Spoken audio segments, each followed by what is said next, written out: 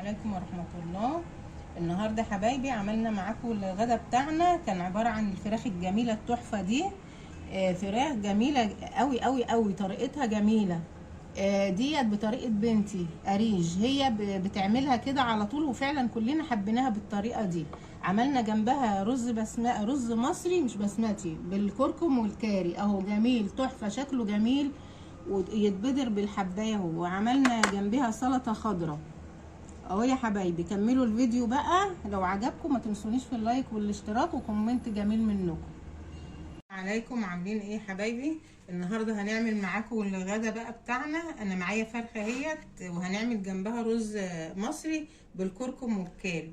الفرخه هي انا هحطها في محلول نقع في ليمون وخل، بقالها زياده عن ساعتين.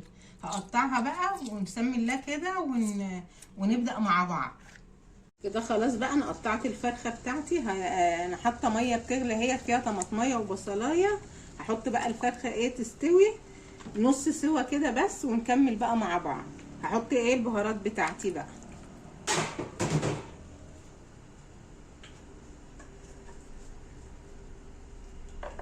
كده: فلفل اسمر، كده كمون، كده حطيت بقى الملح، قرفه اهو. هحط بقى جوز الطيب، حاجه بسيطه كده.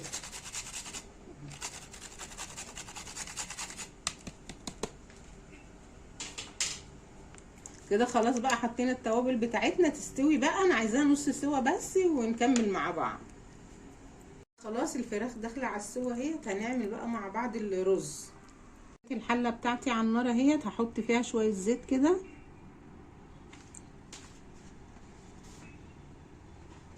كده هحط بقى عود القرفه كده، حطيت معاهم شويه قرفه برضو صغيرين كده. بقى الكركم، الكاري اهو، هما شبه بعض يا جماعه، الكركم والكاري.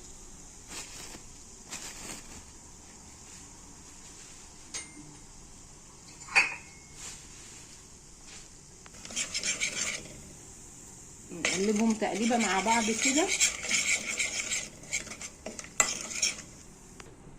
خلاص بقى اتشوحوا تشويحه بسيطه كده مع بعض. هضيف الرز.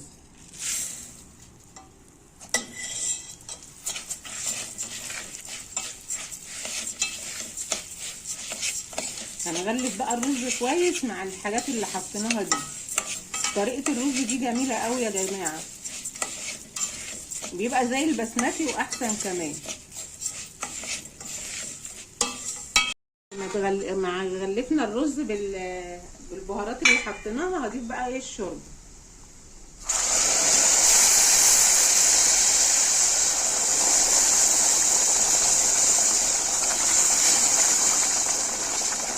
طبعا الشوربه حبايبي انا حاطه عليها ملح، ان احتجت شويه ملح كمان هحط.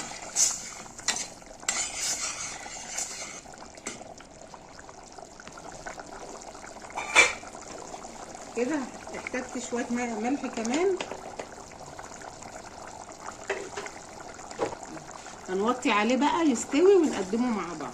بنات خلاص فراخنا اتسلقت اهيت. انا كنت قلت لكم هسويها نص سوا بس، كده انا سويتها سوا كامل.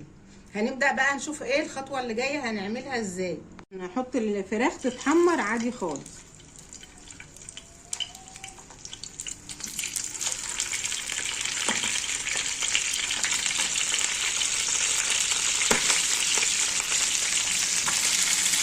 حبايبي الفراخ اللي اتحمرت معانا اهيت، هنشوف بقى الخطوه اللي جايه هنعملها ازاي. كده لسه ما خلصتش. بصلايه متقطعه اجنحه كده رفيعه قوي، هحطها في مطرح تحمير الفراخ.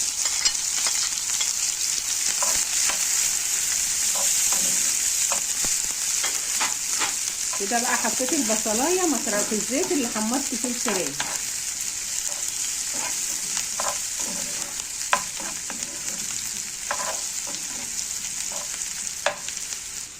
كده البصلايه حطيناها. هحط بقى قرن فلفل او قرنين كده، فلفل رومي او الفلفل اللي تحبيه، مع فص ثوم متقطع رفيع قوي.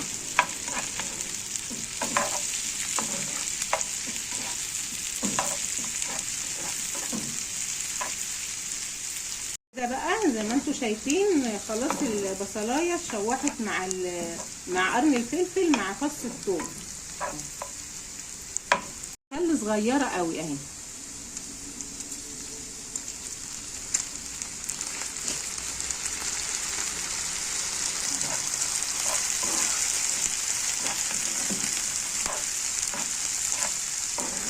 بعد ما حطيت الخل بقى هجيب كيس الكاتشب ده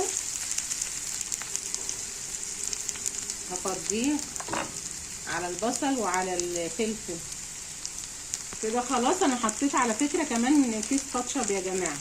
هضيف بقى ايه الملح، شويه فلفل اسمر،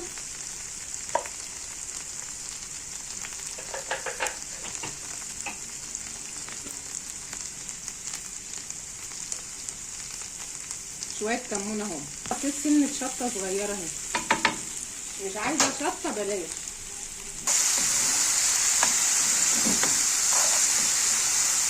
كده بقى انا حطيت معلقتين شوربه بالمعلقه دي اللي بناكل بيها. شوفوا جمال الصوص بقى، طعم وريحه خيال. هننزل بقى بالفراخ بتاعتنا اللي حمرناها.